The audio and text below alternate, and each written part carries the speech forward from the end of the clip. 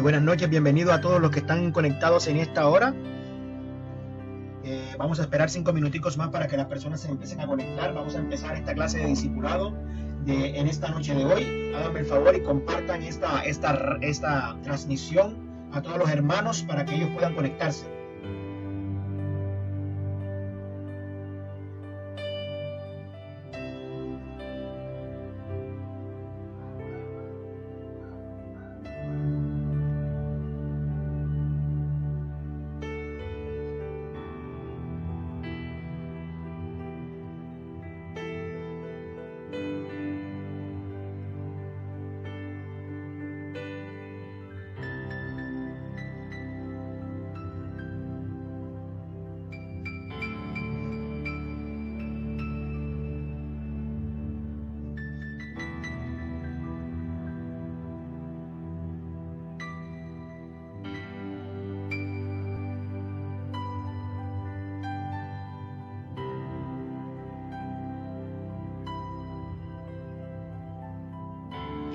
Hay en este momento 8 personas conectadas. Conéctense más personas para poder empezar este discipulado del día de hoy.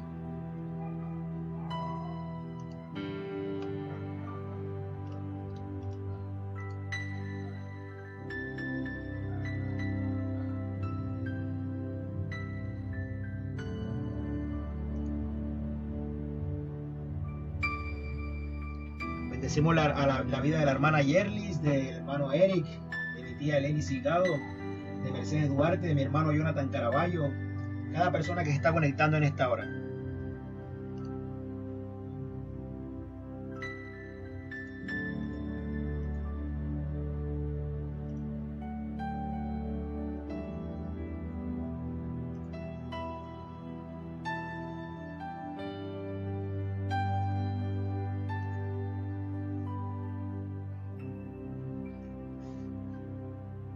Espero que cada uno de ustedes, mientras estamos esperando que las demás personas se conecten, busquen sus Biblias y tengan también cuaderno y lapicero porque vamos a estudiar en esta noche de hoy.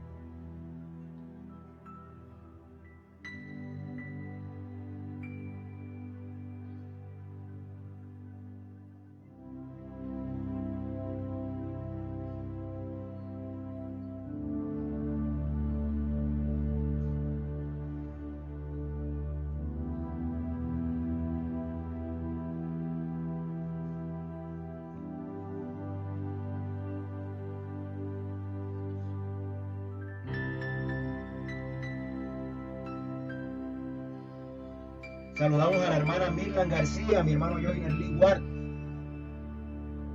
juntos como hermanos, como iglesia que somos.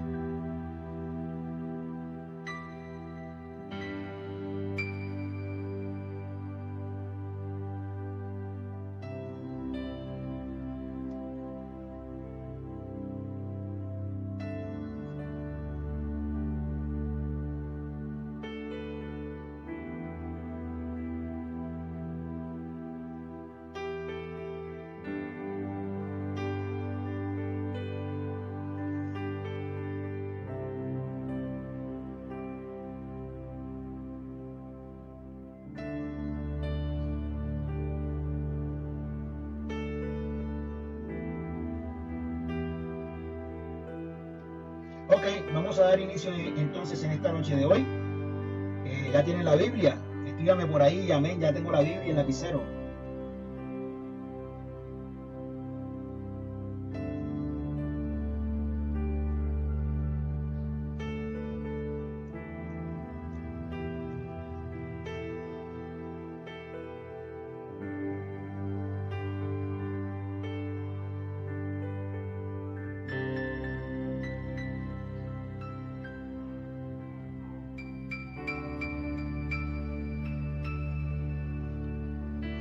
Bien, en esta noche de hoy vamos a hablar acerca de Cristología.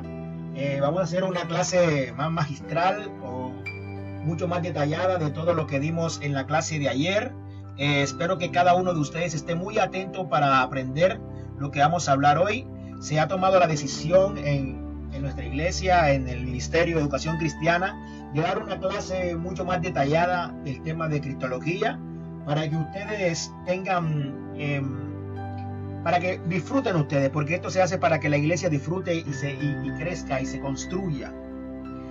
En esta hora bendecimos la vida de cada una de las personas que se están conectando en este momento, a mi hermano Roy, a mi hermano Juan Carlos, a mi hermano Giancarlo, al señor Ariel Puerta. Nos alegra que estén en esta hora conectados. Bien, vamos a orar para dar inicio, así que póngase en actitud de oración porque vamos a iniciar esta clase de la noche de hoy. Amado Padre que estás en el cielo, te damos gracias, Señor, en esta noche por tu amor, por tu misericordia, Dios eterno, porque tú eres grande y eres maravilloso y para siempre es tu misericordia. Coloco mi vida delante de tus manos, coloco la vida de mis hermanos delante de tus manos, Señor, dándote la gloria, el honor, todo te pertenece a ti, Señor, todo lo que respira te alabará a ti, Señor Jesucristo. En esta hora queremos decirte que estamos muy agradecidos, Dios del cielo, de que tú seas nuestro Dios, nuestro Redentor, nuestro ayudador, Señor, nuestra fortaleza, Rey eterno. En esta hora, Señor, te bendecimos a ti, te damos la gloria, Señor, el honor. Bendito eres, Señor Jesucristo. Señor Jesucristo, abre nuestro entendimiento, nuestra mente, nuestro corazón, para poder entender esta palabra que aprenderemos en esta noche de hoy. Permite que mis hermanos, Señor, sean edificados, Dios del cielo. Queremos hacer las cosas con excelencia, Dios del cielo, y por eso estamos dando esta clase en esta noche, Dios, para dar, bendito Padre, profundidad a todos estos temas que hemos hablado de cristología, donde te conocemos a ti, Señor, y damos la gloria, el honor a ti, bendito Rey. Yo bendigo la vida, Señor, de cada persona presente en esta noche. Colócate tú, Señor, habla tú por mí en esta noche de hoy. Habla tú por mí, Señor, sé tú enseñándonos la palabra en esta noche de hoy. Bueno, mis hermanos, vamos a empezar la clase. Vamos a abordar el tema que estamos hablando en el día de ayer. Estamos hablando sobre los estados de Cristo, sobre las características de Cristo. Bien, la idea es que aprendamos más. Se ha querido traer este tema nuevamente porque hemos metido mucho más material a este tema, porque consideramos dentro del Ministerio de Educación Cristiana, a la cabeza de nuestro pastor, de que deberíamos profundizar más este tema.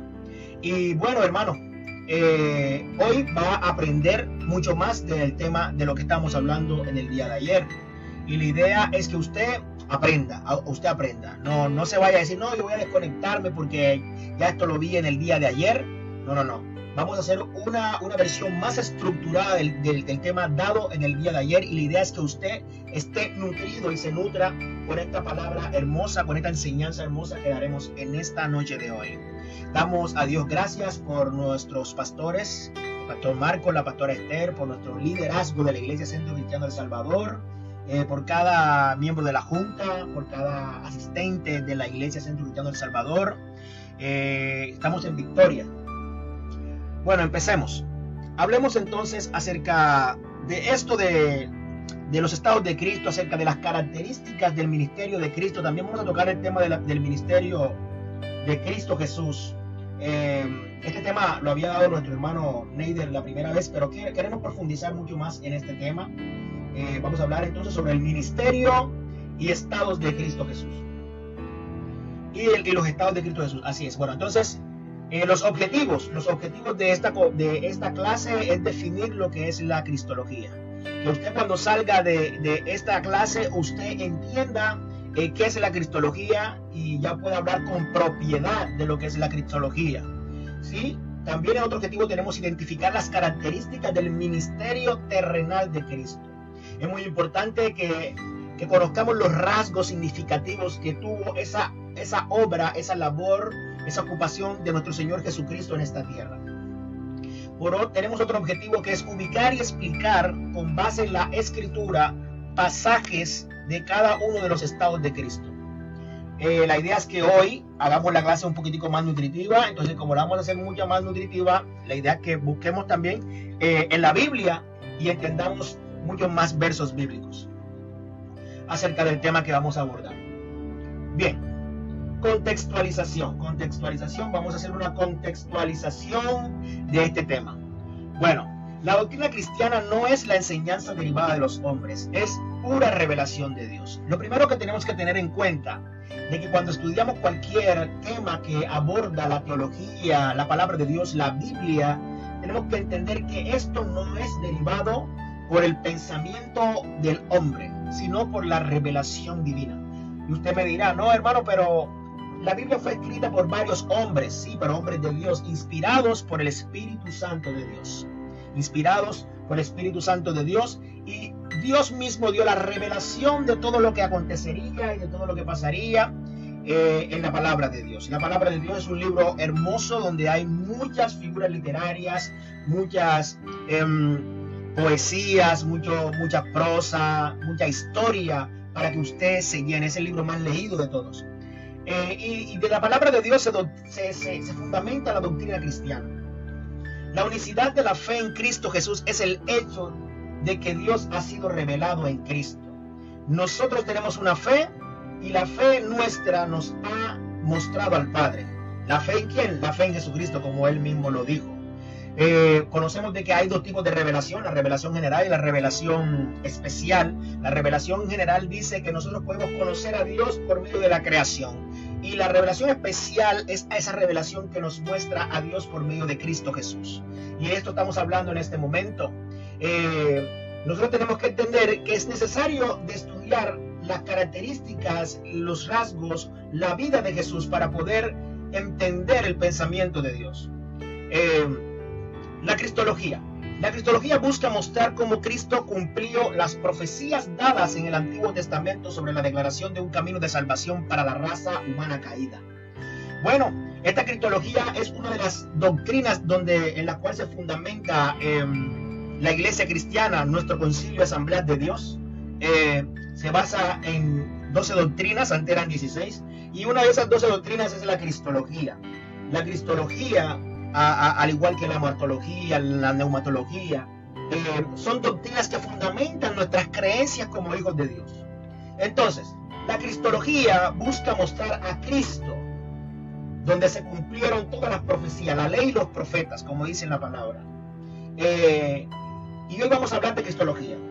En Cristo están escondidos todos los tesoros de la sabiduría y el conocimiento, porque en Él habita corporalmente la plenitud de la deidad. Esto es muy importante, porque hay muchas personas en este tiempo de que colocan cualquier tipo de ciencia primero que la teología divina, primero que la palabra de Dios. Y es necesario entender que la palabra de Dios está por encima de cualquier otro conocimiento humano.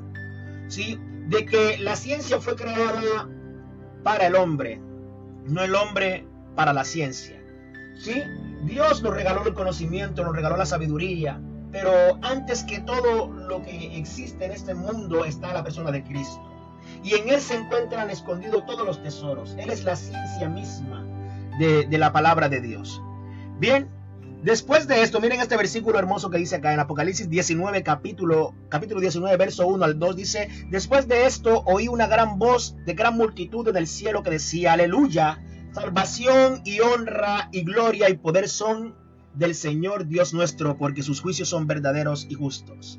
Eso que leímos ahí es una exclamación de la adoración del cielo, de la adoración que habita en el reino de Dios.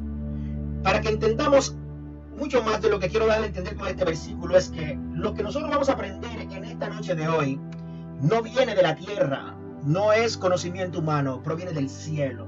Es una sabiduría más alta que la sabiduría de los hombres. Así que vamos a dar inicio. Bien, hablemos de qué es cristología. Cristología, siendo una generalidad, es el estudio de la persona y de la obra de Cristo y su relación con el creyente. Es el estudio de la persona y de la obra redentora de Cristo y su relación con el creyente. La cristología enseña acerca de la persona de Jesús, sus características importantes, sus rasgos importantes, el quehacer de la obra de Cristo, por qué hizo tal cosa, por qué hizo esto otro. Y muy importante, esto es lo más importante, la relación con el creyente. Porque si no, la palabra hubiese sido muerta. Pero la palabra no está muerta, la palabra está viva, como dicen las escrituras. Es importante de que entendamos qué es la cristología, porque Cristo tiene una profunda relación con el creyente. Así que, mi hermano, vamos a abrir nuestros oídos y prepararnos, porque vamos a aprender muchísimo ahí. Características del ministerio de Cristo Jesús. Vamos a hablar primero sobre las características del ministerio de Cristo en la tierra. Cristo se caracterizaba por tener una enseñanza diferente. Las enseñanzas de la persona de Cristo Jesús que fueron de tipo excepcional y con autoridad. Así que cuando usted le pregunten en la calle cuáles fueron los dos tipos de enseñanza que manejaba Cristo cuando hablaba, usted tiene que decir un tipo de enseñanza excepcional y otra con autoridad. ¿Y qué significa esto? La enseñanza excepcional, bueno, los evangelios destacan la condición de que Cristo Jesús era un maestro, era un gran rabí, o más que un rabí, que tenía gran conocimiento y profundidad de los misterios divinos. Nadie había escuchado jamás decir, oíste que fue dicho, pero yo os digo. Solamente lo dijo Cristo. Cristo fue el único que se atrevió o osó para hablarle a los maestros de la ley, que eran personas entendidas de la palabra de Dios, de esta manera. Él decía, oíste que fue dicho, pero yo os digo. Él siempre reflexionaba y hablaba acerca de lo que estaba contenido en la ley mosaica cuando hablaba de esta manera, y decía, pero yo os digo, dando señal de que él era superior aún a la ley mosaica, porque él era quien había revelado la ley mosaica a Moisés. Esto es lo que se conoce como enseñanza excepcional. Cuando hablamos de enseñanza con autoridad, hablamos de que la autoridad de Cristo emanaba de tres fuentes fundamentales.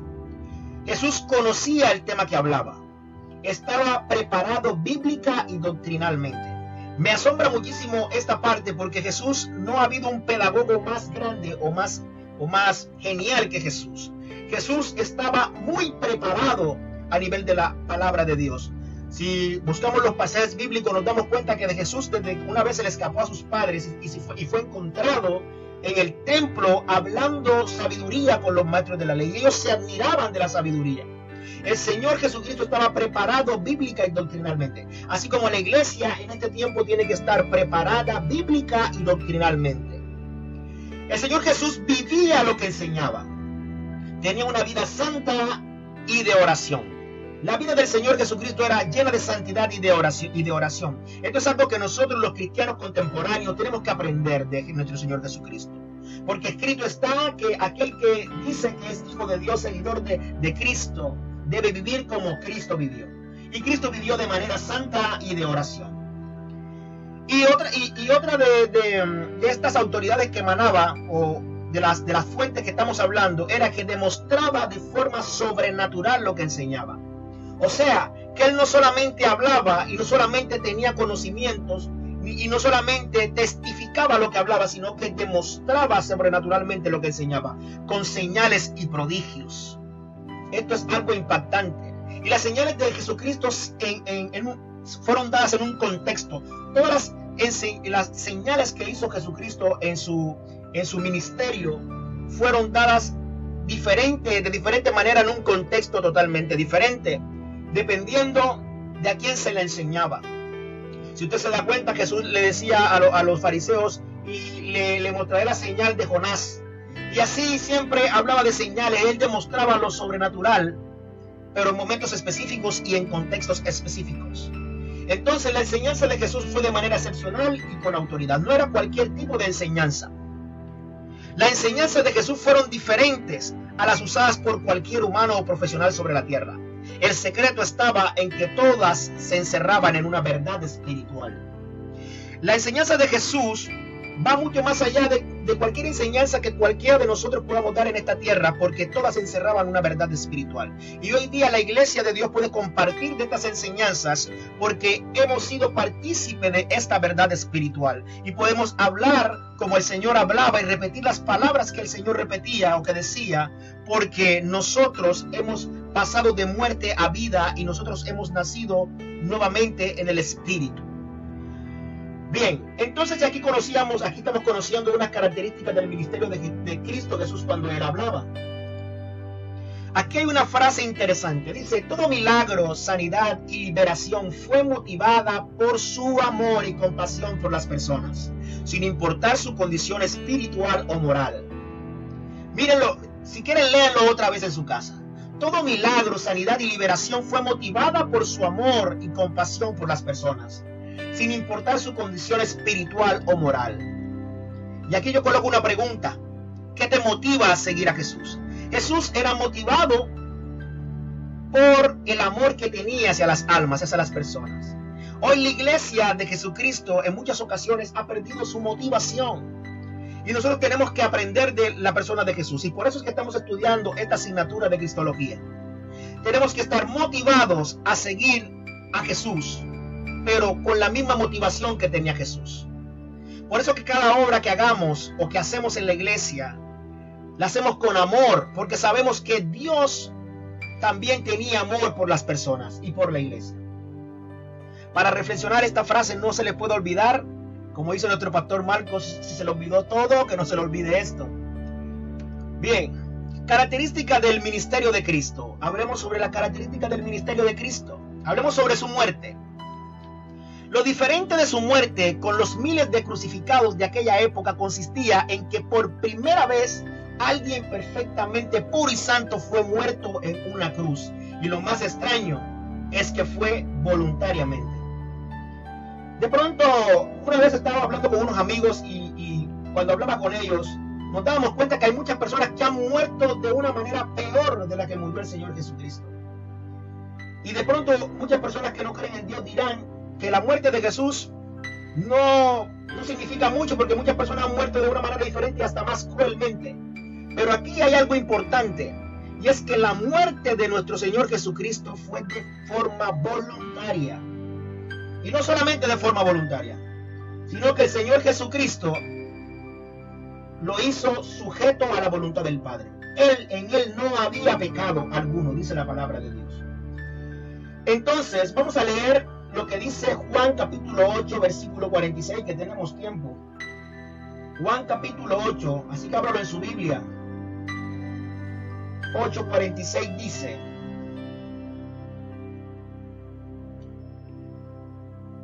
¿quién de vosotros me redarguye de pecado? Pues si digo la verdad, porque vosotros no me creéis, es que es de Dios el que es de Dios las palabras de Dios oye. Por esto no la oís vosotros, porque no soy de Dios. Bueno, aquí está diciendo el Señor en esta palabra que Él vino a esta tierra y que Él hablaba la verdad y que Él murió voluntariamente. ¿Sí? Si explicamos otra característica del ministerio de Jesucristo acerca de la resurrección, vamos a hablar acerca de la resurrección. Y aquí, pues, esta fue una de las partes que personalmente me impactó muchísimo. La resurrección dice: aunque muchos de sus opositores lo vieron vivo después de su muerte, fue el pueblo de Jerusalén que vio a su grupo de discípulos transformarse en personas temerosas e irresolutas, en una comunidad que testificaba con pasión y valentía.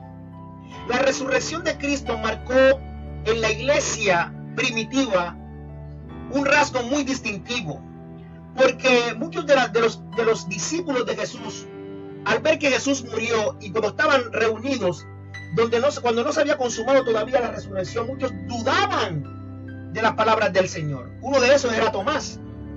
Pero cuando el Señor se manifiesta a ellos y se muestra como que Él resucitó, estas personas tuvieron un cambio de mentalidad y empezaron a transformarse. La resurrección de Cristo es un rasgo muy distintivo y es un rasgo que transforma la vida del creyente, que transforma la ideología de la iglesia. ¿Sí? Sin lugar a dudas, la muerte y la resurrección de Cristo es uno de los testimonios que ha impactado al mundo y en la cual se fundamenta la verdad espiritual que defiende la iglesia. La iglesia hoy defiende esta verdad de que Cristo vino como hombre, murió a manos de pecadores, perdona pecados, Él resucitó de los muertos, Él murió, resucitó de los muertos y viene por su iglesia por segunda vez. La resurrección dio un significado muy valeroso para la iglesia cristiana. ¿Sí? ¿Por qué? Porque ninguna persona en el mundo ha venido con la gloria de Dios y ha podido resucitar personas. Él lo hizo con Lázaro. Sin embargo, aunque Lázaro fue el primer resucitado, no es el primogénito de los muertos, porque Lázaro volvió a morir. Pero Jesucristo murió y resucitó, y en Él no está la muerte, porque Él es la vida. Aquí hay otros versículos bíblicos que usted puede leer en su casa. Puede leer Lucas capítulo 24, versos 33 al 49, Mateo 28, 16 al 20, Marcos 16, del 9 al 14. Con esto podrá interiorizar y aprender más acerca de la resurrección. Recuerde que esta modalidad virtual no es que el maestro va a darlo todo. Los estudiantes también deben aprender y buscar en sus casas para seguir profundizando en la palabra de Dios. Así que apunte estos versículos bíblicos. Bien, ya hablando sobre las características del ministerio de Cristo, vamos a hablar acerca de los estados. Yo estaba diciendo de que los estados, la palabra estado indica la condición física que caracteriza a algún elemento de la naturaleza. Y ponía por ejemplo al agua, el cual tiene estado gaseoso, líquido, sólido y viscoso. ¿Sí? Como la química argumenta que el agua tiene estados, y como la materia tiene estados, porque no solo el agua, la materia tiene estados, la teología enumera que Cristo tiene o tuvo estados, que son las condiciones por las cuales vivió la persona de Cristo Jesús en el mundo, de acuerdo al plan eterno de Dios para salvar a la humanidad. La Biblia enumera 4 estados fundamentales de Cristo. La primera es el estado preexistente, donde hablábamos acerca de que Cristo era antes o estuvo presente antes de la creación, la fundación del mundo. Efesios capítulo 1 da testimonio de eso. La segunda es la vida y el ministerio terrenal. La tercera, la humillación, y la cuarta, exaltación. Ayer estábamos colocando una estructura diferente, pero hemos ahondado y hemos hecho varios estudios y hemos clarificado el contenido para que la iglesia tenga todas las herramientas necesarias para seguir afrontando todo lo que viene. Bien, sobre estos 4 estados fundamentales se fundamentó, valga la redundancia, esta estructura para que ustedes pudieran entender mejor. La primera es la preexistencia de Cristo, como ya lo había dicho. La segunda es la vida y el ministerio terrenal de Cristo. La tercera es la humillación de Cristo. Esta humillación tiene 2 elementos, que es la kenosis y la tapeinosis, que ahorita la vamos a explicar nuevamente. De aquí también hay etapas de la humillación. Podemos decir que la primera es la encarnación o el nacimiento. La segunda es el sufrimiento. La tercera es la muerte. La cuarta, la sepultura. La quinta, el descenso al Hades. La cuarta, el cuarto estado es la exaltación. Esta exaltación tiene 4 etapas. La primera etapa es la resurrección, la segunda etapa es la ascensión, la tercera es estar sentado a la diestra de Dios y la cuarta es la segunda venida. Esto es lo que dice la teología sistemática. Así que vamos a aprender un poco sobre esto en esta noche de hoy. El estado preexistente. Este versículo bíblico lo estuve buscando para traerlo acá. El estado preexistente muestra que la existencia del Hijo de Dios antes de la encarnación, cuando hacía parte de la vida eterna. La vida eterna, la eternidad es ese lugar donde habita Dios. Y Dios es la eternidad misma, porque Él fue el que creó todo lo creado y lo increado. Todo lo ha hecho Dios.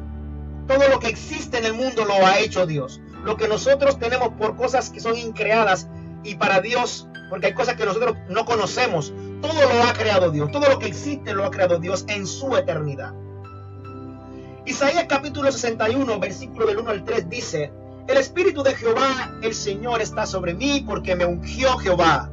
Me ha enviado a predicar buenas nuevas a los abatidos, a vendar a los quebrantados de corazón, a publicar libertad a los cautivos y a los presos apertura de la cárcel, a proclamar el año de la buena voluntad de Jehová y el día de venganza del Dios nuestro, a consolar a todos los enlutados, a ordenar que a los afligidos de Sión se les dé gloria en lugar de ceniza, óleo de gozo en lugar de luto, manto de alegría en lugar del espíritu angustiado, y serán llamados árboles de justicia, plantío de Jehová para gloria suya. Amén. Qué versículo bonito. Si usted lee Isaías capítulo 61, versículo del 1 al 3, usted se da cuenta de que aquí está enmarcada lo que vino a hacer el Señor Jesucristo aquí. Y que Isaías fue un profeta que habló acerca de Jesucristo y de quién era Jesucristo, y mostraba que Jesucristo era preexistente desde antes de nacer. Desde antes de nacer ya se hablaba de Cristo. O sea que Cristo Jesús cobra un nombre muy relevante para nosotros, la iglesia, en este tiempo. Entonces, la persistencia de Jesús se hace plenamente evidente en el Antiguo Testamento. Nosotros encontramos en el libro de los Jueces, cuando se habla de Sansón, y estaba Ana y Elcana, donde se apareció el ángel de Jehová. Y ese ángel de Jehová, Ana le preguntó el nombre, y ¿cuál es tu nombre?, le dijo Ana, y él le dijo: ¿por qué pregunta mi nombre, que es admirable?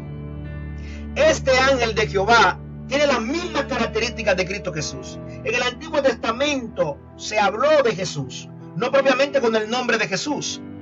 A esto se le conoció como teofanía, o se le conoce como teofanía, las varias manifestaciones que tuvo Cristo en la tierra. Y este versículo bíblico que habla de que el nombre era admirable es algo impactante, porque el mismo Isaías, cuando hablaba de Jesús, decía que su nombre era admirable. Así que el Señor Jesucristo en el Antiguo Testamento también estuvo, y Jesús siempre ha estado. Hay comentarios bíblicos que dicen de que el árbol de la vida que estaba plantado en el huerto del Edén, ese era Cristo Jesús, porque Cristo siempre ha existido. Bien, aquí tenemos varias referencias bíblicas. La idea es que usted las estudie en casa, escríbalas, las que están ahí. En la vida y ministerio terrenal se muestra que Jesús estaba lleno y estaba ungido por el Espíritu Santo. Estaba lleno y ungido por el Espíritu Santo. Esto le daba un poder y una significancia diferente a Jesús en la tierra. Le daba una significancia diferente. Y se conocía de que Cristo no era cualquier hombre, de que su condición era de Dios y por ende preexistente de lo que existe. ¿Sí? Su humillación muestra que todo lo que hizo en la tierra no fue hecho por un ser normal. El Señor siempre fue preexistente, por eso sabía tanto, por eso conocía tanto, por eso que su sabiduría sobrepasaba todo el entendimiento humano. Cuando entramos a la vida y el ministerio terrenal, que este es otro de los estados de Cristo, y es algo que nos enseña muchísimo, y leemos el versículo bíblico, Juan capítulo 1, versículo del 1 al 5, dice: en el principio era el verbo, y el verbo era con Dios, y el verbo era Dios. Este era en el principio con Dios. Todas las cosas por Él fueron hechas, y sin Él nada de lo que ha sido hecho fue hecho. En Él estaba la vida, y la vida era la luz de los hombres. La luz en las tinieblas resplandece, y las tinieblas no prevalecieron contra ella. Este versículo que está aquí, Juan capítulo 1, versículo 1 al 5, también explica lo que estábamos hablando anteriormente de la preexistencia. Ya el Señor era antes, ¿sí? Ya era antes de todo, ¿sí? Entonces, en el ministerio terrenal de Jesús, Él sanó enfermos, vendó el corazón quebrantado, liberó a los endemoniados, predicó las buenas nuevas, introdujo el reino de los cielos y fundó la iglesia. ¿Qué obra admirable tuvo Jesús? ¿Sí? Y a veces nosotros nos ponemos a reflexionar de qué queremos ser en esta vida. Y miren la obra de Jesús. Sanó enfermos, vendó el corazón quebrantado, liberó a los endemoniados, predicó las buenas nuevas, introdujo el reino de los cielos y fundó la iglesia. ¡Qué espectáculo! Isaías 61 también habla de todo esto. Es el versículo que tocamos anteriormente. Este estado cobra lugar en lo escrito en los evangelios, donde nos muestra lo que un hombre puede hacer cuando está lleno y ungido del poder de Dios. ¿Sí? La vida y el ministerio terrenal de Jesucristo fue fundado en la obra del poder de Dios, porque fue más que un profeta, que predicaba la palabra a tiempo y fuera de tiempo, y nunca se cansó de trabajar en pos de las personas que necesitaban de su vida, de su palabra. ¿Sí? En la vida y el ministerio de Jesús se narra en los evangelios, y la vida y el ministerio terrenal de Jesús tiene mucho que enseñar. Entonces esto es un estado muy importante que debemos comprender y entender nosotros. La humillación. Para esto leemos Mateo capítulo 1, versículo 20, dice, y pensando él en esto, he aquí un ángel del Señor le apareció en sueños y le dijo, José, hijo de David, no temas recibir a María, tu mujer, porque lo que en ella es engendrado del Espíritu Santo es. Esto habla acerca del nacimiento de Jesús. El nacimiento de Jesús en esta tierra significa humillación. Porque el Señor Jesucristo, dice la Biblia, que es el Rey, el dueño de todo. Y cómo nos cabe en nuestra cabeza que Él siendo tan grande y tan poderoso. Mire, hay un versículo bíblico que dice que los cielos de los cielos no contienen la gloria de Dios.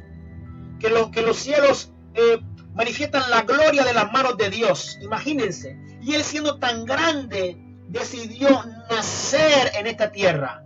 Humillarse, eso es humillación. De ser tan grande a ser tan pequeño. Esto nos enseña mucho a la iglesia de hoy en día. Tenemos que vivir en completa humillación día a día, reconociendo nuestros errores, etcétera, etcétera. En cuanto... Es algo muy importante que el Señor de toda la tierra y legislador del universo se hace hombre y se coloca a sí mismo bajo la ley. La humillación tiene 5 etapas. La primera es la encarnación, el nacimiento. El sufrimiento, la muerte, la sepultura, el descenso al Hades. Esas son las etapas de la humillación para que tome apunte. Usted puede buscar Mateo 1 capítulo 1 versículo 20, ya se lo dicté, pero puede apuntarlo para que lo estudie en casa. Isaías 53, versículos 6 al 10 y 1 de Pedro 3 al 18. Son versículos que hablan acerca de la humillación de Cristo. Aquí se resaltan 2 elementos principales, la keinosis y la tapeinosis. La keinosis es haber dejado la divinidad, la majestad que él tenía y haber tomado la naturaleza humana. Y la otra, la tapeinosis, es haberse sujetado como hombre a las demandas y a la maldición de la ley. ¿Sí? Entonces, esto enseña muchísimo. El Señor Jesucristo repitió muchísimas veces en sus prédicas la importancia de la humillación. En la iglesia contemporánea debemos entender la relevancia de la humillación. Que no se vale vivir en orgullo, en obstinación, sino vivir en completa humillación delante de Dios. La humillación, vamos a explicar un poquitico estas etapas que hablamos ahorita de la humillación. Y aquí vemos que la primera es la encarnación y el nacimiento. Fue la segunda persona de la Trinidad quien tomó forma humana. El Verbo se hizo carne. Esto es importante porque hay muchas personas que dicen, bueno, Dios en toda su deidad se hizo hombre. Y nosotros creemos de que nuestro Dios es un Dios trino. Y que el Señor Jesucristo, o sea, la segunda persona de la Trinidad, hablando teológicamente, fue la que tomó la forma humana. Es preciso decir en esta parte de que el Verbo se hizo carne y no decir que Dios se hizo hombre. El Verbo es Cristo Jesús, la segunda persona de la deidad. Teniendo además en cuenta que cada una de las personas divinas estuvo activa en la encarnación. Porque el Espíritu Santo también estuvo activo en la encarnación. ¿Sí? Así que eso es muy importante. La encarnación del Verbo se hizo mediante una concepción sobrenatural y un nacimiento virginal. Y su finalidad fue la redención de la humanidad caída por el pecado. El Señor Jesucristo nació de una virgen. Y esto es algo muy relevante. El sufrimiento. Su sufrimiento fue tanto físico como espiritual, pues padeció de muchas maneras a lo largo de su vida terrenal. Su muerte fue el resultado de ser el Cordero de Dios que quita el pecado del mundo. La sepultura, el regreso del hombre al polvo del cual fue tomado, es la parte del castigo por el pecado. Esto es algo muy impactante, porque el Señor, que no merecía su castigo, el castigo que recibió por el pecado, recibió el castigo en nombre de nosotros. El descenso al Hades. Esta doctrina, como último paso, es la más alta evidencia de la humillación de Cristo Jesús. Porque entre más abajo se esté, más grande es la humillación. Y el Señor Jesucristo, que era lo más alto, o es lo más alto que existe, Él descendió al Hades. ¿Sí? Él se humilló hasta lo sumo. Por eso esta es la explicación de ese verso bíblico que dice que se humilló hasta lo sumo. Aquí tenemos unos versículos bíblicos. Salmo capítulo 16, versículo del 8 al 10. Vamos a leerlo. Salmos, abra su Biblia y búsquelo ahí. Salmo capítulo 16. Versículo del 8 al 10. Dice así: a Jehová he puesto siempre delante de mí, porque está a mi diestra. No seré conmovido. Se alegró por tanto mi corazón y se gozó mi alma. Mi carne también reposará confiadamente, porque no dejarás mi alma en el Seol, ni permitirás que tu santo vea corrupción. Aquí David sabía de quién era Dios. Aquí sabía David que ni el Seol podía contener la gloria de Dios. ¿Sí? Porque el Señor lo hizo todo. Entonces, estos versículos que tengo por acá, es importante que los escriban y los estudien en casa. Hablemos sobre la exaltación. Aquí tenemos un verso bíblico, Filipenses capítulo 2, versículo del 9 al 11, dice: por lo cual Dios también le exaltó hasta lo sumo y le dio un nombre que es sobre todo nombre, para que en el nombre de Jesús se doble toda rodilla de los que están en los cielos y en la tierra y debajo de la tierra, y toda lengua confiese que Jesucristo es el Señor, para gloria de Dios Padre. Wow. Miren la exaltación que recibió Jesucristo. Esto lo escribía el apóstol Pablo a la gente de Filipo, a la iglesia de Filipo, y les decía que el Señor exaltó hasta lo sumo al Señor Jesucristo.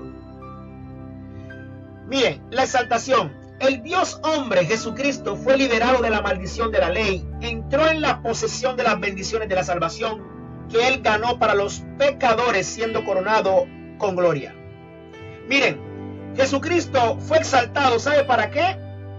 Para que delante de Él se doblara toda rodilla, para que todo dominio y todo gobierno fuese dado a Él, y para que Él hiciese coheredero a la iglesia de todas estas bendiciones. O sea que es un gran privilegio en este tiempo poder ser iglesia de Cristo. Así que cada vez que usted diga yo soy iglesia, imagínese el privilegio. O sea, ustedes se podrán imaginar de pronto, si usted fuese un alcalde o un presidente, que la gente diga, no, Dios mío, este es el alcalde, el presidente. Que usted fuera el presidente o el alcalde, usted se sentiría muy orgulloso. Y yo lo que le estoy diciendo en esta noche es que usted debe sentirse más orgulloso de ser iglesia que de cualquier otra cosa. Alguna vez a Billy Graham le preguntaron si él desearía ser presidente de los Estados Unidos, y él dijo que él no, porque para él sería rebajarse, porque él es ministro del reino de los cielos. La exaltación que recibió Cristo, esta exaltación también la tiene la iglesia, aunque en este tiempo no sea evidente, aunque en este tiempo llamen a muchas personas locas, etcétera, etcétera. Entonces, aquí están estas referencias bíblicas y es necesario de que las estudiemos. Isaías capítulo 53, versículo 10 al 12, Lucas 24, 26, Efesios 1 al 20, Hechos capítulo 1, versículo 3, Filipenses capítulo 2, versículo 9 al 11 y Hechos de los Apóstoles capítulo 2, versículo 32 al 33. Así que escriban los versículos, por favor. Seguimos. La resurrección. Hablemos sobre la resurrección. Estamos diciendo acá en la estructura que hicimos que la resurrección hace parte de una de las etapas de la exaltación. Vamos a hablar acerca de la resurrección, la ascensión, lo que significa estar sentado a la diestra de Dios y la segunda venida. Bien. La resurrección.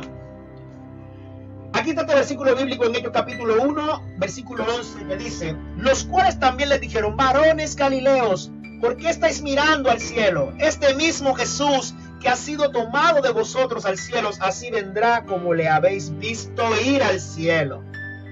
¡Wow! Increíble. Imagínense que existieron hombres que vieron cuando Jesús subió, cuando ascendió al cielo. La resurrección significa, demuestra y asegura que Jesús es el Hijo de Dios. Que el último enemigo, la muerte, ha sido derrotado y los creyentes resucitarán. Esto es lo que significa la resurrección de Jesucristo. Que Jesús es el Hijo de Dios porque ninguna otra persona había resucitado antes. Aparte de Lázaro, como ya lo había dicho, pero Lázaro fue obra de Jesús. Y Lázaro murió posteriormente. Y Jesús no murió, sino que resucitó. Por eso es que a Jesús se le llama primogénito de los muertos. ¿Sí? El primero. Entonces, significa de que el último enemigo, la muerte, ha sido derrotado y los creyentes resucitarán. Lo que significa es, oh, ¿dónde está muerte tu aguijón? Aquí tenemos unos versos bíblicos que no leeremos en este momento por cuestión de tiempo, pero es necesario que lo escriban y también lo estudien en su casa. Importante, la resurrección también demuestra de que los creyentes para obtener este galardón deben vivir consagradamente. La aplicación de la resurrección de Cristo es que si usted quiere conseguir la resurrección que tuvo el Señor Jesucristo, usted debe vivir como Jesús vivió. Usted debe consagrarse a Dios. O sea que es mentira del mundo de que los creyentes o de que las personas para poder ir al cielo solamente tienen que buscarle 9 noches y se van al cielo. Es mentira del mundo de que todas las personas que mueren van al cielo. Eso es mentira. Las personas que viven en la eternidad son los que reciben a Jesucristo como Señor y Salvador y deciden por medio de la fe y la santidad vivir consagrados a Dios. La resurrección es algo muy importante. La resurrección no se ha concretado todavía en nosotros los creyentes, pero esto se va a concretar. Esto es una realidad. Esta es la esperanza para la cual hemos sido llamados. La ascensión. ¿Sí? Bueno, ahí tenemos el mismo versículo básico de la ascensión, de la resurrección, perdón. Pero bueno, hablemos sobre la ascensión. La ascensión es el paso de la naturaleza humana de Cristo a la plenitud de la gloria celestial y su adaptación perfecta a esta nueva condición. ¿Sí? Ya Jesucristo deja la naturaleza humana y entra a la plenitud de la gloria celestial. Yo quiero decirles a ustedes de que el Señor Jesucristo subió al cielo, ascendió al cielo con un cuerpo glorificado. No vaya a entender, usted no vaya a creer de que el Señor Jesucristo, así como, bueno, como le mostró los huecos de las manos a los discípulos, no crea que el Señor, su cuerpo era el mismo desde antes de morir. No era así. El Señor ascendió con un cuerpo glorificado. Y si usted le lee el libro del Apocalipsis, en este tiempo usted se da cuenta que la imagen del Señor es diferente. De que el apóstol Juan lo describía que tenía los ojos como fuego, ¿sí? Como que decía que sus pies eran como de bronce bruñido, ¿sí? Todo ese tipo de cosas. Entonces, Jesucristo se ha manifestado de diferentes maneras según lo que está escrito en la palabra de Dios. Aquí tenemos varias referencias bíblicas para poder entender acerca de la ascensión. Así que escríbalas también y para que las estudie en casa.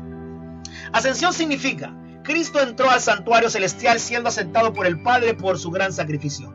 Cristo está ejerciendo su ministerio sacerdotal como mediador a favor de los hombres para salvación. Cristo regresará por su iglesia y posteriormente para gobernar la tierra. Y Cristo está preparando un lugar para la iglesia. Esto es lo que significa ascensión. Ascensión significa que la iglesia también ascenderá, así como Cristo ascendió, porque somos portadores del Espíritu Santo que Él nos regaló. Y esto es un gran beneficio, un gran privilegio. Hablemos acerca de estar sentado a la diestra del Dios Padre Todopoderoso. Dice Hebreos capítulo 10, versículo 12. Pero Cristo, habiendo ofrecido una vez para siempre un solo sacrificio por los pecados, se ha sentado a la diestra de Dios. ¡Wow! Impresionante. Está sentado a la diestra del Padre. ¿Sí? Jesús descansa de su obra en la tierra al lado del Padre, de lo que hizo en la tierra. Pero sigue como mediador entre Dios y los hombres. O sea que la obra de Jesús no ha terminado, porque Él es nuestro abogado. Dice la palabra en 1 de Juan, dice que Él es abogado que tenemos nosotros para con el Padre. Cristo recibe el dominio para gobernar en la iglesia y sobre el universo. Es este poder y autoridad lo que certifican su triunfo final. Varias referencias bíblicas. Tenemos Mateo capítulo 28, versículo 18 al 20, Efesios capítulo 1, versos 20 al 22, Hechos capítulo 10, versículo 12.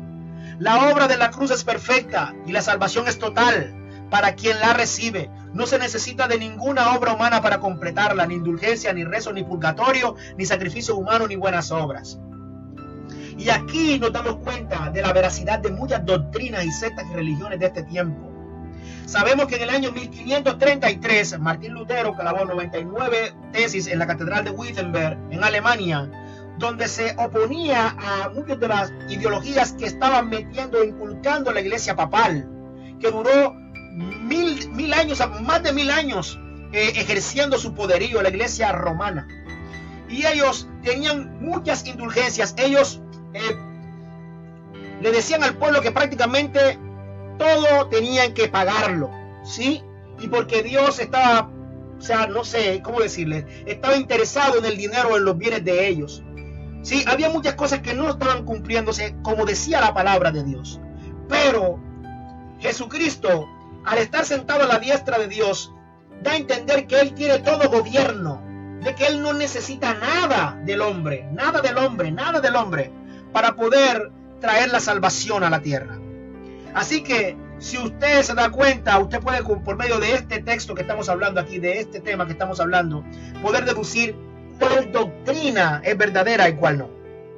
Cristo envió su Espíritu Santo para seguir su obra, su vicario en la tierra. El Señor está sentado a la diestra del Padre, pero el Espíritu Santo está haciendo su obra santificadora, purificadora en esta tierra.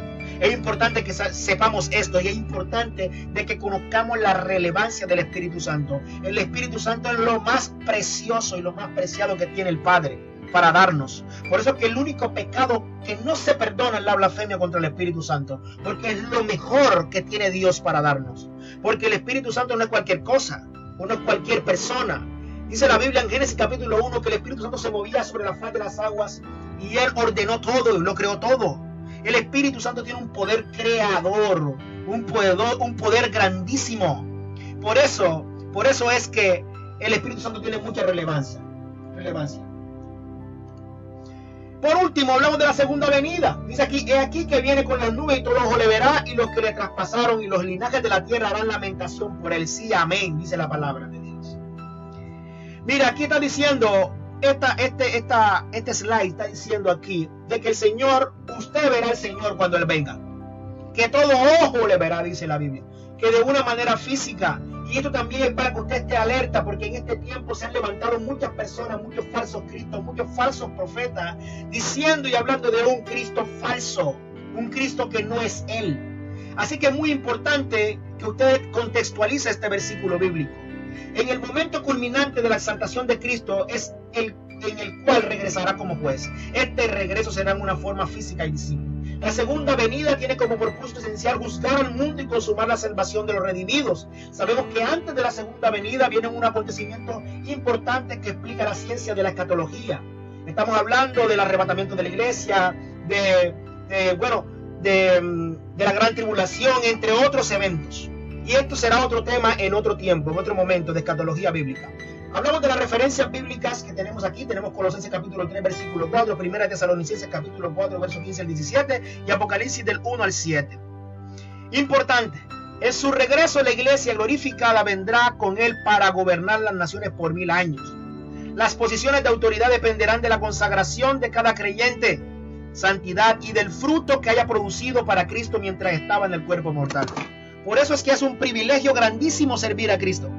Por eso es que es un privilegio grandísimo poder tener todos estos tiempos de adoración, de alabanza, de oración, de enseñanza de la palabra, y que usted sea partícipe de esto, porque esto trae fruto en usted, porque esto atrae la santidad de Dios para usted, porque el conocimiento de la palabra de Dios y el Espíritu Santo es lo que nos hacen crecer como creyentes.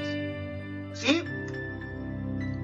Bueno, esta ha sido la clase de hoy, hablando de Cristología. Hablamos acerca de los estados de Cristo, sobre las características del ministerio de Cristo.